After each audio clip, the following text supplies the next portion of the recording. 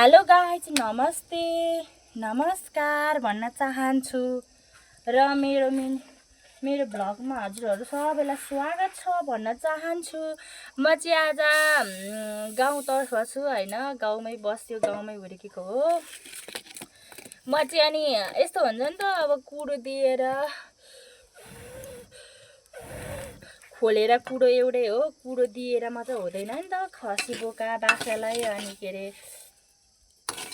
यो कोदो पनि भुटेर दियो भने राम्रो हुन्छ अरे क्या।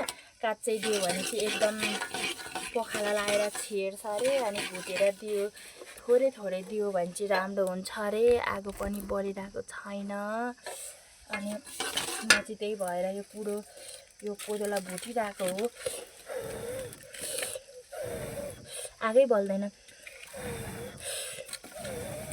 एकदम हावा हानिरहेको क्या, अनि त्यही भएर आगै बल्दैन। यो चाहिँ मेरो खाना पकाउने चुलो चाहिँ होइन भन्नुपर्छ। भित्र धुवा हुन्छ नि त रुमभित्र, अनि यो चाहिँ बाहिर चपालीमा मैले भेटेको हो। भित्र चाहिँ होइन, मेरो खाना बनाउने चाहिँ उता अर्को भित्र छ भन्नुपर्छ। यो चाहिँ मटन घर हो क्या हाम्रो, अनि त्यही भएर मैले चाहिँ मटन घरमा बनाएर हो। त्यही भएर यस्तो छ क्या, यो मटन घर भएर यस्तो छ, ढुङ्गाहरू छ भन्नुपर्छ। हाम्रो खास घर चाहिँ कुन चाहिँ हो भनेर म हजुरहरूलाई देखाउन गइरहेको छु। हाम्रो खास घर चाहिँ त्यो हो। अनि यता पनि छ, अर्को पनि छ है। अहिले यस्तो देखाउन चाहिँ त्यति टाइम छैन नि त। यहाँ यो भुटिरहेको छ, अनि यो भुट्न छोड्यो भने त डढ्छ नि त, अनि त्यही भएर हो भन्नुपर्छ। अनि भुट्दा पनि एकदम रातो भुट्ने त अरूले हो, मैले चाहिँ डाडुले नै भुटिदिएको क्या। त्यही भएर डाडुले सजिलो लाग्छ, ठुलो बिडो पनि हुन्छ, अनि यसो गरेर भुट्यो भने हात पनि पोलेन, हात पनि सेफ भयो नि त। त्यही भएर हो भन्नुपर्छ। अनि अर्को कुरा के भन्न चाहे भने मेरो भिडियोमा लाइक कमेन्ट सब्सक्राइब त आउँछ होला भन्न चाहन्छु। एकदम धुवा भइरहेको, म भिडियोप्रति नै बोल्ने थिएँ होइन। फेस देखाएर नै एकदमै के भइरहेको भने मेरो चाहिँ धुवा भइरहेको। अनि मैले यो सिधा त हेर्न सकिरहेकै छैन क्या, अनि त्यही भएर म यतापट्टि बस्दा हो। हजुरहरूले नेगेटिभ नबुझिदिनु होला भन्न चाहन्छु। र जे जति हुनुहुन्छ मेरो लाइफमा न्यू, हजुरहरूले सबैले साथ सपोर्ट गर्नुहुन्छ भन्ने मलाई आशा छ। र अनि साथ सपोर्ट नयाँ हुनुहुन्छ भने मेरो भिडियोलाई लाइक कमेन्ट छोडिदिनु होला। म पक्कै पनि ब्याक दिनेछु। योलाई भुट्याएको यो पुन्टे हो नि त, यो पुन्टे मुनिलाई। अनि यो मुनिलाई मात्र त होइन, 3-4वटा मुनि छन् क्या, अनि 3-4वटालाई भुटेको हो।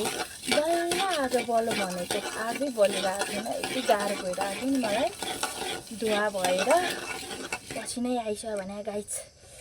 पसिना हजुरहरूलाई म देखाउँथेँ, यहाँ डढिहाल्छ कस्तो पसिना आइरह भने।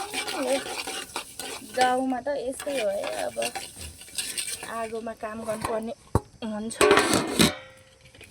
अनि आगोमा काम गरेपछि यस्तै हो भन्नुपर्छ है त। हजुरहरूकोतिर कोदो पाउँछ कि पाउँदैन? हाम्रोतिर चाहिँ हुन्छ है। अहिले अब धान रोप्ने, कोदो रोप्ने मारामार काम छ। हाम्रो चाहिँ अब असार लाग्यो नि त। त्यही भएर प्राय ठाउँमा त जहाँ पनि धान कोदो रोप्ने ठाउँ त जहाँ पनि हुन्छ जस्तो लाग्छ, जुनै ठाउँमा पनि। तर प्राय ठाउँमा चाहिँ कोदोभन्दा धान बेसी रोप्छन्, त्यो पनि थाहा छ। र हजुरहरूकोतिर चाहिँ के हुन्छ अन्नहरू? हाम्रोतिर त हरेक कुरा, मतलब धान, कोदो, जौ, फापर, मकै यी लगायत टन्नै हुन्छ। हजुरकोतिर चाहिँ के कस्तो हुन्छ त कमेन्ट गर्नु होला। एकदम आगो अगाडि बढिसकेको छ,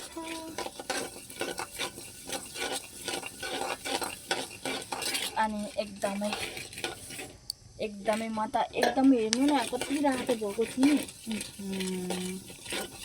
आगोमा बसेर क्या एकदमै रातो भएको। झन् गाउँमा यस्तै हो। यो भुटेको त देखिराख्नु भएको छ हजुरहरूले पक्कै पनि। लाइक कमेन्ट सब्सक्राइब गर्न नबिर्सिनु होला। यहाँ हेर्न सक्नुहुन्छ जी बाहिर हो कि कुँडोहरू खोलेहरू पकाउने ठाउँ हो। अनि यहीँनिर मैले यस्तो मतन घर हो, त्यही भएर यहीँनिर पकाइदिएको। त भएकै छैन हो, धेरै ठुलो घाम भएछ। कति टाइम लाग्छ होला हौ पाकिसके म त आगोमा, कति टाइम लाग्छ होला भगवान। एकदमै पाकिसक्यो हो, म त हेर्न सक्नुहुन्छ यस्तो त भइराखा भर्खरै यस्तै त एकदम रातो हुनुपर्छ क्या। अहिले त भएकै छैन, यसलाई त रातो छ कालो हुनुपर्छ, कालो कालो हुनुपर्छ क्या। मलाई पनि आउँदैन, मेरो मम्मी बुवाले सिकाउनु भएको यस्तरी भुट्नुपर्छ छोरी भनेर। के गर्ने गाह्रो छ।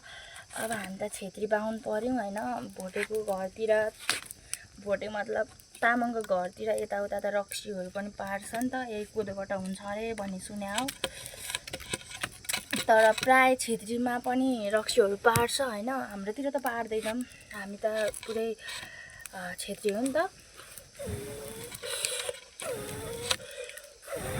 अनि हाम्रोतिर त पार्दैन रक्सी त, र हाम्रोतिर त यस्तो रक्सीहरू त्यस्तो केही हुँदैन, पार्दैन हाम्रो घरमा त। कहाँ पार्नु, पाठा चाहिँ त्यहाँनिर घाँस खाइराखा भन्नुपर्छ है त। हो त्यहाँनिर मजाले घाँस खाइराखी छिन् बहिनीले।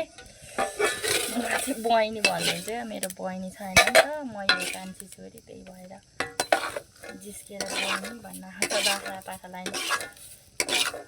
जस्ट यत्तिकै भन्यो भने हेर्नु न कति कालो छ मेरो ससपेन। गाउँमा भाँडा काला भइहाल्छ नि।